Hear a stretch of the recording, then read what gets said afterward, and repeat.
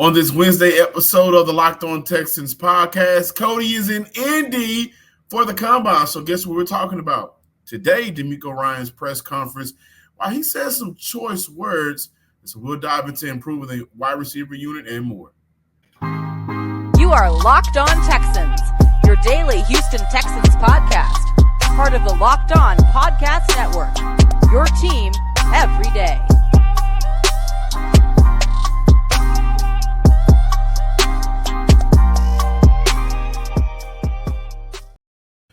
Welcome, Texans fans, to this Wednesday episode of the Locked On Texans podcast, a part of the Locked On Podcast Network, your team every day.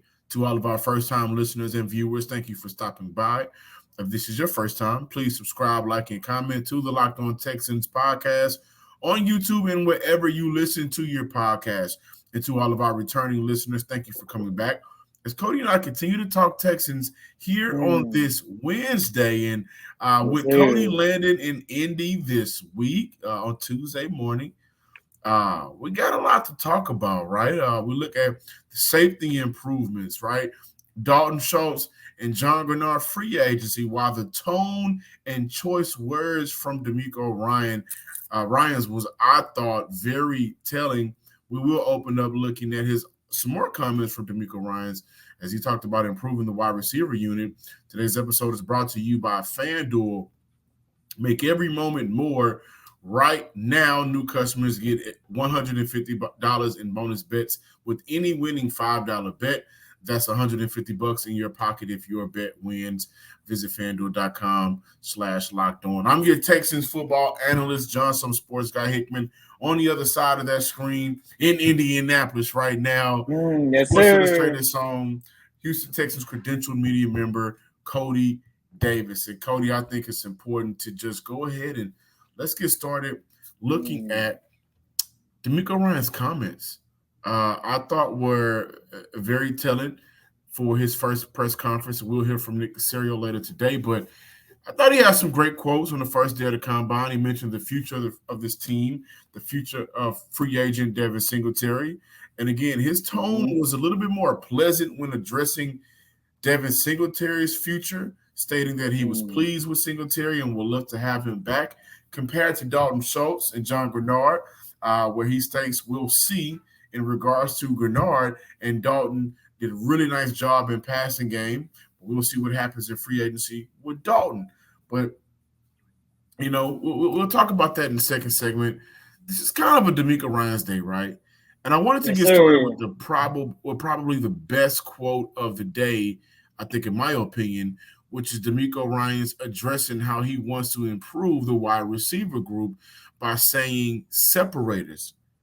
If there's one trait we are looking for specifically, is someone who can separate, someone who can convert on third down.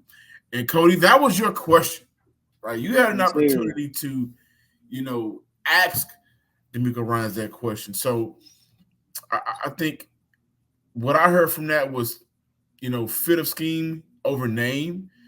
And I think this will come through free agency and the draft, which is smart. Houston took a look at themselves in the mirror after their Baltimore loss and said to themselves, we have got to improve. If we're going to be a part of the upper echelon teams in the NFL, this group of guys has to get better outside of Nico and outside of Tank Dell. Nobody else was able to get open. Cody, what were your immediate thoughts after asking DeMeco Ryans that question? Well, before I go into my immediate thought, here's what Coach DeMeco Ryans had to say in full detail when I asked him about how do you go about addressing the wide receiver unit at the Combine. Yeah, with the receiver position, we're looking for guys who are separators, right? Who can separate, who can find a way to get open, right? And if you have that one redeeming quality that you can separate, right, that's what we're looking for, especially that shows up on third down, right? How do you win third down? How do you stay on the field as an offense, right, and continue to produce and move the ball down the field? It's about third down, right, and being able to convert. And the way you convert is guys who are savvy enough to find a way to always get open. What do you think of the John, the number one thing that stood out to me is when Coach DeMeco Ryans specifically said separators, because that's something that you and I both highlighted after the loss to the Baltimore Ravens, but more so, that is something that we have been talking about a lot on how can the Houston Texans improve their wide receiver unit. And we've been saying it a lot. Once Tank Dell went down in those finals, who was that, 6, maybe 7 games of the season? A lot of times it was literally just Nico Collins holding his own for that entire unit. And what I heard is what he definitely thought and wish he had gotten out of Noah Brown and Robert Woods, because every time we talked about those two guys, that was the main thing a lot of us was talking about. Neither one of those guys, well, except for that one random 2 game stretch where Noah Brown had like 300 and something receiving yards, but that is the main thing that a lot of us, every time we analyze those two guys, that was the main attribute that we kept talking about. Those two guys cannot create separation. Even when you take a look at the rest of this wide receiving group, when you look at an Xavier Hutchinson, when you look at a John Mechie, even though I feel like those two guys wasn't utilized properly, even when they had an opportunity to go out there and try to make something in the passing game, when they had those chances, they really couldn't still create those separations. And when he said that, that was the number one thing that I was hoping that he said. Bringing in a wide receiver that can create separation, that can help CJ Stroud and the rest of this offense move the ball down the field. Plus, John, it also makes me think of this. Prior to the combine, I thought because you have Nico, because you have Tank, maybe they would not put so much emphasis on improving the wide receiving core. But No, that statement right there, that lets me no, know, okay, the no. wide receiving core is definitely going to be a major significant impact that they're definitely going to try to look at and upgrade, doing not only just in the draft but in free agency as well. And when you take a look at the guys that they can get in free agency, even when you take a look at the guys that they can get in the draft, there are several wide receivers that fit that description on what Coach D'Amico Ryans would like to see when he starts analyzing, reviewing, and going over film and breaking down which one of these wide receivers will be best for the Houston Texans. Absolutely. First and foremost, let me just say this. After years of covering a team, especially when you look at the arrival of general Mm-hmm. manager Nick Caserio, of playing coy, right? They don't want to reveal too much. After Mm-hmm. seasons of that, I appreciate D'Amico Ryan's transparency, Hmm. because now that gives us an opportunity to do a couple of things while we're talking about this franchise. Eliminate options. Now, you want to look at guys that can create separation, right? So I look Mm-hmm. at how you got Nico set up. He is your true outside receiver. And you look at Tank Dell, those are your two guys. But I'm glad to hear him say what exactly are they looking for um, in the front office. And I want to go back to my Curtis Samuel and KJ Osborne point, right? I think for Houston, it's important for them to get a guy that can do what they're asking for in free agency and in the draft. That way, you're now setting yourself up for at least a wide receiver 3, wide receiver 4, competition. But you have two guys that can come in and fill that slot. You also look at John Mechie and Xavier Hutchinson and allow them to compete for maybe their last, wide receiver spot on this team, as those two jobs are not, given to them. They could very well be a one and done type of situation. Maybe more so Xavier Hutchinson. I think Mechie, has more of a name etched on this roster right now, but nobody's job is just handed to them outside of Nico and Tank Dell. And I look at Mm-hmm. Samuel. He's an impactful player on third downs for some very mediocre quarterback play he's had to go through. He has a career of 10.3 yards per catch on third downs, 11.3 this past season, 10.6 in 2022. He was tied for 13th among wide receivers in average separation with 3.3 yards. I mean, you talk about getting open.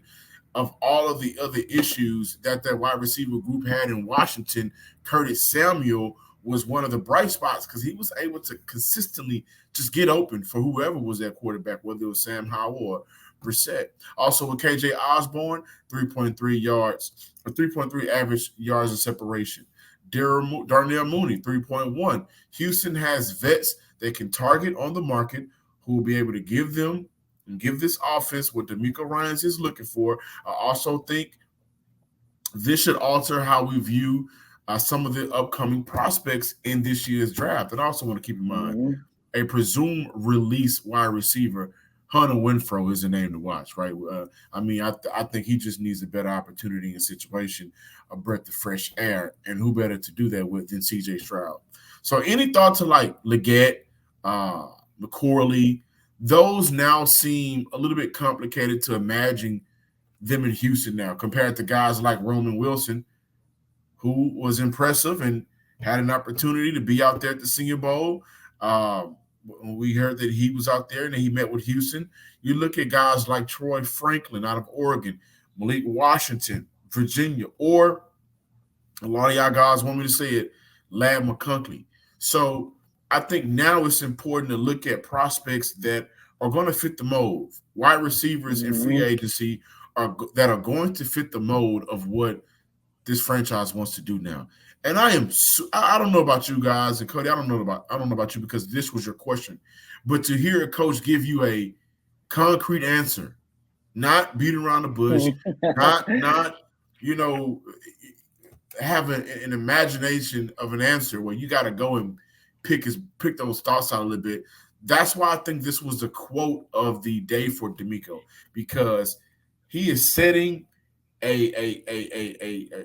maybe a precedent, or he's giving us the blueprint of what he wants to do.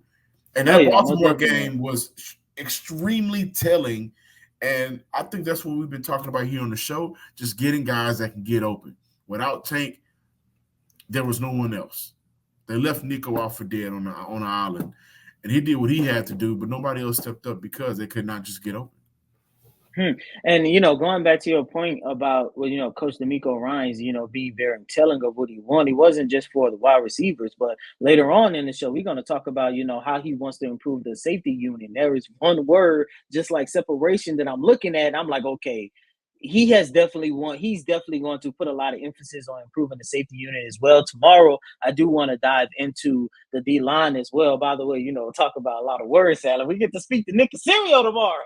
But bring your salad dressing. Exactly. Croutons. But for me, John, like I said earlier, man, hearing him, go into great detail on what he wants out of a receiver or receivers, lets me know that they're going to place a lot of emphasis on improving that wide receiver unit. Once again, a unit that I thought, I'm not going to say, in the words of Coach DeMeco Ryans, there is no position on this team, i.e. outside the quarterback, but there is no position on this team where he is satisfied. Because, look, regardless of how great the 2023 season was, Coach DeMeco Ryans' number one theme throughout the whole time we talked to him, both locally and with the national media as well, is the fact that, look, as great as we are not satisfied, and we did not accomplish what we wanted to accomplish last year, which lets me know that these guys are still all about business. However, I do want to say, because you have so many of your foundational players like you and I have been talking about a lot, it makes it a lot more easier building for this team, because when you have foundational players already in set, you are adding to that other than trying to build and create. Yeah, now we got to look at how much is too much. Dalton Schultz and John Bernard free agency. DeMeco Ryans talked about that as well. And so don't go nowhere. We'll be back with more Locked On Texans. For DeMeco Ryans, it's important that the Houston Texans can bring in receivers to get separation. But for here at the Locked On Texans, it's important for us to let you guys know that you can get buckets with your first bet on FanDuel, America's #1 sportsbook. Right now, new customers get $150 in bonus bets with any winning $5 bet. That's $150 in your pocket if your bet wins. Bet on all of your favorite NBA players and teams with quick bets, live same-game parlays, exclusive props, and more. Just visit FanDuel.com/LockedOn and shoot your shot today. FanDuel, the official sportsbook partner of the NBA. Also, this show was sponsored by BetterHelp. What's the first thing you do if you had an extra hour in the day? Would you go for a run? Would you, relax and take a nap? Would you read a book? Would you watch your favorite show? Would you go hang out with your friends? If you had an extra hour, what would you do? I know a lot of us spend our lives wishing we had more time. The question is, time for what?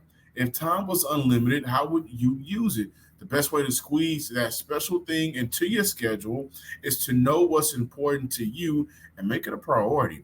Therapy can help you find ways to find ways what matters to you so you can do more. If you're thinking of starting therapy, give BetterHelp a try. It's entirely online, designed to be convenient, flexible, and suitable to your schedule. Just fill out a brief questionnaire to get matched with a licensed therapist and switch therapists at any time for no additional charge. Learn to make time for what makes you happy with BetterHelp. Visit BetterHelp.com/locked on today to get 10% off your first month. That's BetterHelp, HELP.com/locked on. Cody is actually, like I said, in Indianapolis. I'm out at a conference, so neither one of us have our traditional backgrounds. And so we're making it work because this is a big week for the Houston Texans, right? And you got to know, guys, like the behind-the-scene conversations out in Indianapolis, the sneak talking to agents, I really like this player. If he's here, we're thinking about taking him. Those conversations are going to be hot. And I kind of like DeMeco Ryans going out there and basically saying, hey, listen, this is what we're looking for in a wide receiver. But, guys, we may also be on the market for a tight end. We may also be on the market for a defensive end, for an edge rusher. It's not smart, man. It's not smart. I think the question right now is, are the Texans and John Bernard and Dalton Schultz heading for a divorce? I think it's a chance. Smart. Houston views it's not smart, but they may view Bernard like Seattle viewed Draymond Jones last season. Going into last season, he was seeking a new contract after a career year. And as much as Seattle probably wanted him back financially, it didn't make sense, which led to Denver signing him to an annual salary of $17.1 actually $million. My question for both Dalton and Grenard is, how much is too much, Cody? And what players should we expect to replace them if they are not retained? Because 17.1 for Draymond Jones, who had a career year that included 6.5 sacks, career high in tackles. That's a lot of money, 17 winning. We just saw what John Bernard did this past season. And there's a salary cap increase. How much is too much? Man, this goes back to what you and I have been talking about ever since the season ended. First and foremost, before we even talk about money, matter of fact, let's combine the two. If you let Jonathan Bernard walk in free agency, one, how are you going to replace his services? Because I can't remember which reporter it was had asked him, are there any positions that you would say, you know what, I would be more satisfied utilizing a veteran over a rookie? And Coach DeMeco Ryans said, he really doesn't have his preference, as long as they can go out there on the field and provide something to get this team to the next level. Because keep in mind, everything that DeMeco Ryans and Nick Caserio is going to do throughout this whole entire offseason is how to improve, building upon the success of 2023. So with that being said, you let Jonathan Bernard walk, who had a career year, 12 and a half sacks. Right now, his market value is 13 and a half. First and foremost, at this stage in his career, one, who are you going to get to replace his services that's going to be either the same price or cheaper than Jonathan Bernard? And two, most importantly, are there players out there that can come close to matching the production that he provides? There's a lot of guys out there that's talking about, if Jonathan Bernard walks, that's going to give the Houston Texans an opportunity to sign Brian Burns, who has been one of the best players at his position on the defensive line for his entire career. Okay, that's fair. However, and trust me, I get it, I understand it. This league is more than about sacks. That's my disclaimer, but I'm going to use sack numbers just for an example. Brian Burns finished last season with about 7.5 to 8 sacks.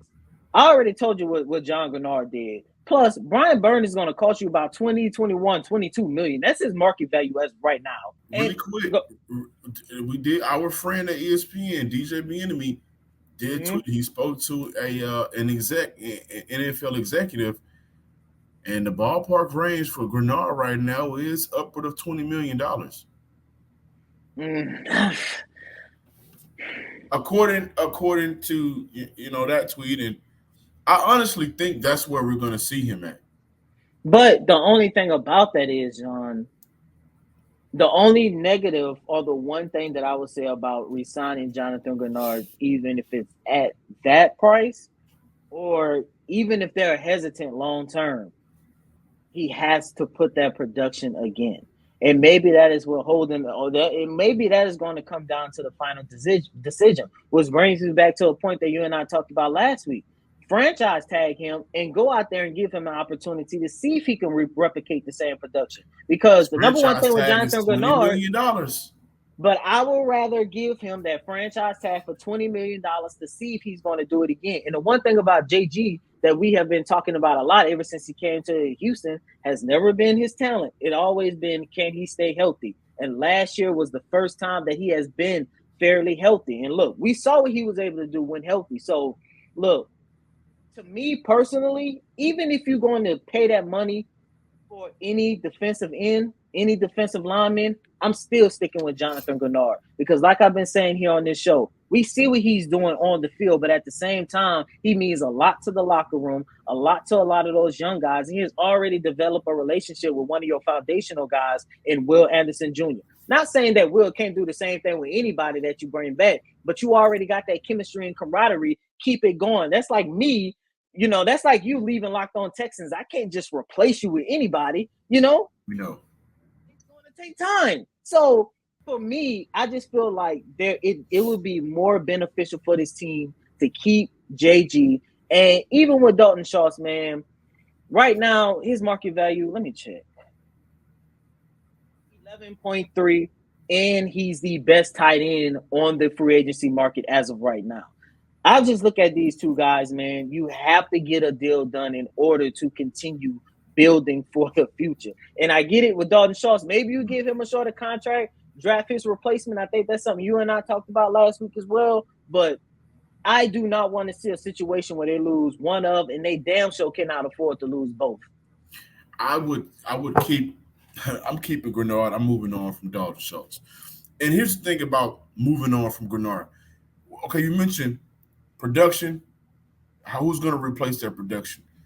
Mm-hmm. If you lose out, if you want to go chase Josh Allen, around the same price, even more. Brian Burns, around the same price, even more. So you're looking at getting some of that production from Jonathan Grenard for maybe cheaper. Because if Grenard gets $20 million, then I'm kind of scared to see what Josh Allen is going to get, right? He is the premier edge rusher in this free agent class. And so now you look at, if you move on from Grenard, you have Barnett you can re-sign. But now that I think they jeopardize what Houston needs to do at 23, because we can say you need a cornerback in this draft. You want the top cornerback in this draft. You can say the same thing for defensive tackle. You can say the same thing for wide receiver. And now you'll be looking at say the same thing for the edge rusher. So if you lose out on Grenard, how do you go about pick 23 and pick 58, 56? One of those two picks, right? How do you go about that? That now puts you in a position to where you kind of gotta, I don't know, maybe overdraft the guy. I think Chop Robinson may be available, Penn State kid at 23, right? If you want to go here. No, I was going to say really quick, and then you putting yourself in a position where if JG leaves, you don't replace services in free agency, and you go out and draft somebody. Look, at the end of the day, the draft ain't nothing but a crapshoot. So right, you can end up getting somebody that doesn't plan out. That's what I'm getting at. That puts you at odds at weight. Like now the conversation for me is you lose out on John Grenard. Who are you going to replace him with in free agency? The only thing that we're talking about right now, the only reason why there is a conversation of losing out on John Grenard is what? It ain't talent. It's money.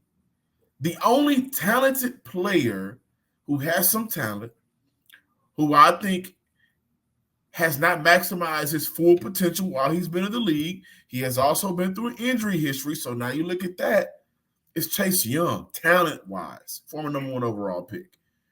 He's going to be cheaper. So now you look at, low risk, high reward.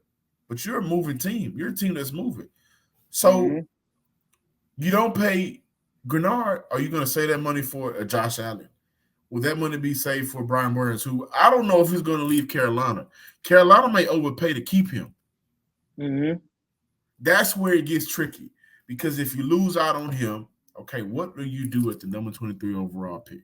And how does that impact the rest of your draft? And when Dalton Schultz, I believe you can find that production from a young player, a young tight end in this draft. A lot of guys, if you remember our show that we did a few weeks back, I was talking about the tight end group. A lot of guys are coming around on Ben Sinnott from Kansas State. We know that Theo Johnson had the interview with the Houston Texans back at the Senior Bowl. There are, I think, a lot of different ways this team can go to address that tight end position. Hell, I think they can go through different options in the free agency. We're bringing in a couple of guys, letting them scrap it out, and then maybe you just have a tight end bunch by a group, led by Brevin Jordan and mixed in with someone else.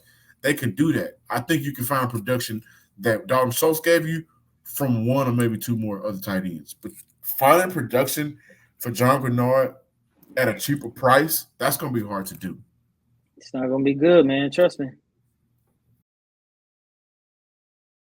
Passion, drive, and patience.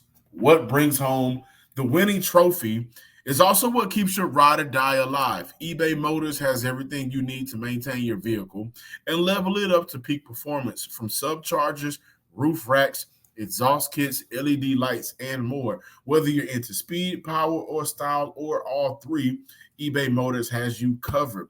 With over 122 million parts for your number one ride or die, you'll always find exactly what you're looking for. And with eBay Motors, guaranteed fit, your part is guaranteed to fit your ride every time or your money back. Because with eBay Motors, you're burning rubber, not cash. With all the parts you need at the prices you want, it's easy to turn your car into the MVP of the road and bring home that win. Keep your ride or die alive at ebaymotors.com.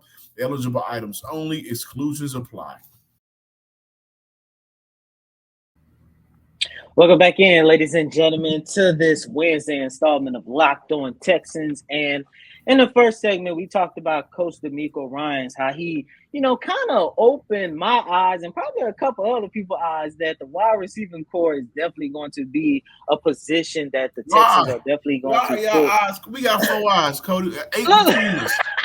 We should have seen this from the press box.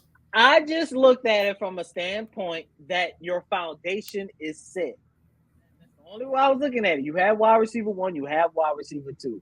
And I just thought, put it like this. If there was, let's say, pick number, 58, 59, and it comes down between linebacker and wide receiver, I'd be like, well, I could kind of see DeMeco and them putting more emphasis on linebacker than wide receiver. Now, it's not like that. However, there's one position that has never really gotten a lot of talk in terms of how the Texans can revamp and revitalize their roster, and that is the defensive backfield. Who haven't talked about that? Well, we talked about that, but you really don't see too many people around talking about whether or not or how can the Houston Texans move forward with their safety unit. And I get it, because even when we talked about it and we broke it down, I've always said, look, the season started next Monday. Jalen Petrie, Jimmy Ward going to be starting back there.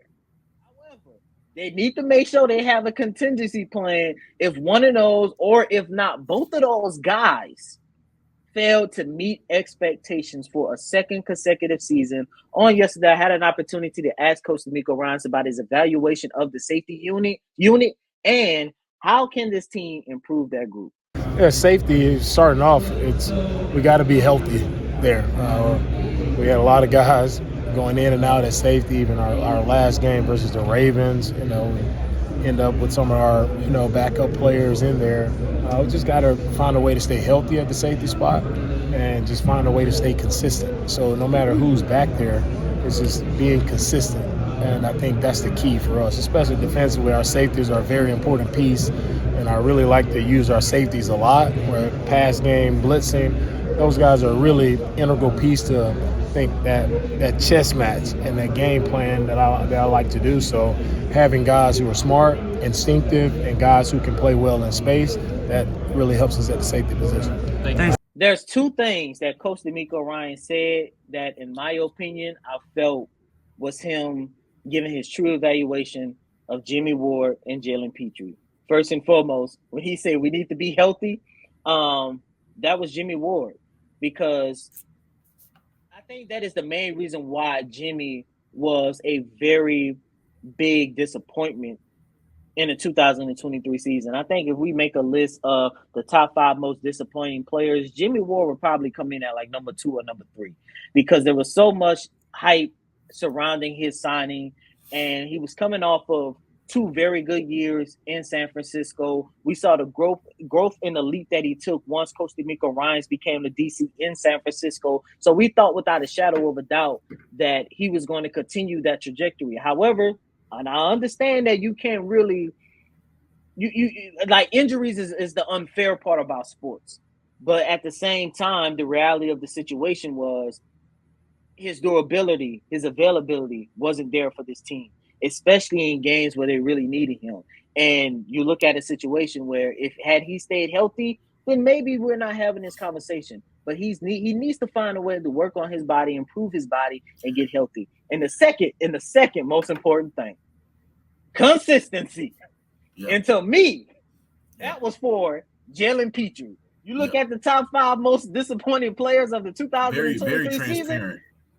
Jalen Petrie is coming in at number 2, if not 2-1. And the only other player that might have been a little bit more disappointing, depending on how you look at it, not for you, John, but for me, it's probably Dameon Pierce. But Jalen Petrie, man, this was by far a disappointing season, and it was all due to the inconsistencies that we saw. And I know Coach DeMeco Ryans had to be disappointed by the production that he got out of Jalen Petrie, because if we rewind all the way back to February of 2023, that was one of the few players that Coach DeMeco Ryan shouted out during his introductory press conference, talking about the young guys that was already on the team. He said, hey, we got Jalen Petrie. He had 5 interceptions this past season. We need to find a way to up that for this coming season. And the man ended his second season with zero interceptions. Of course, his play was so up and down. Everybody remember the game against Cleveland on Christmas Eve where he got benched. I love the fact how Coach DeMeco Ryans was transparent enough to let us know that, look, every position is up for grab, up for evaluation, and the safety unit is definitely one of them positions where they're going to take a hard look at and see how can they move forward, either with or without the production of Jimmy Ward and Jalen Petrie. I also don't want to put it all on Jimmy Ward in terms of being healthy. MJ Stewart and Eric Murray both went down. I don't want to put it all on the consistency of Jalen Petrie, because when Jimmy Ward was healthy, he wasn't just as impactful. Jalen Petrie wasn't as impactful as well. But I think when I look at this group, and when I look at what the Houston Texans should be taking away, I'm going to say should be taken away from this week combine, is a replacement for Jimmy Ward, is a guy that can play single high safety. They should still look to utilize Jalen Petrie and his talents. Yeah, most definitely. Maximize what he does well, right? That LOS, that line of scrimmage, that's where you see Jalen thrive. But they need a single high safety. They need a deep safety that can come in as cover 3, defense, cover 4, whatever, and just you can trust him back deep. And I'm going to start the propaganda now. I think he's a good talent that Houston can get late. That's Jalen Simpson. We could talk about him more next week when we go through the combine and look at the players that perform well during the combine. But I really do like Jalen Simpson, former corner, turned safety, amazing cover skills. And he's a guy that if you're going to allow Jalen Petrie to do his thing and continue to be creative with him, you can kind of trust him back deep as a cover safety. So, I love and appreciate DeMeco Ryans just being transparent. We got to get guys that can get open. We got to have guys that can stay healthy. We got to have guys that can be consistent. We got to have these guys because he knows what it takes to at least get to the big dance and how this team can be better. Thank you guys for listening to this Wednesday episode of the Locked On Texans podcast. Be sure to subscribe, like, and comment on YouTube and wherever you get your podcasts. Follow me on Twitter at John_Hickman12. And as always, I'm your host, Cody M. Davis. Please remember to follow me on Twitter at CodyDavis_24. Once again, that's Cody COTYDAVIS_24. Until next time, ladies and gentlemen, peace.